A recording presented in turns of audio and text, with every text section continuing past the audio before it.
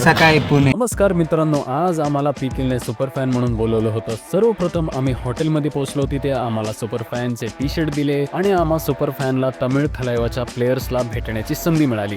आम्ही त्यांच्यासोबत खूप गप्पा मारल्या, त्यांना प्रश्न विचारले आणि त्यानंतर फोटो सेशन झालं. त्यानंतर स्टेडियमवर नेण्यासाठी आम्हाला कॅब घ्यायला आली आणि मैदानात आम्हाला VIP एंट्री देण्यात आली.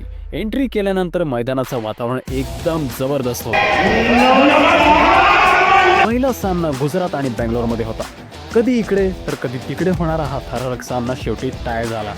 तुम्हाला विश्वास बसणार नाही, सामन्यात कबड्डीचे 2 दिग्गज खेळाडू अर्जुन देशवाल आणि मनप्रीत सिंग आमच्या समोर बसले होते आणि त्यांच्यासोबत आम्ही गप्पा मारल्या. त्यानंतर आपल्या महाराष्ट्राचे 2 संघ पुणे आणि मुंबईमध्ये सामना सुरू झाला. सामना चालू असताना सगळीकडे कल्ला झाला.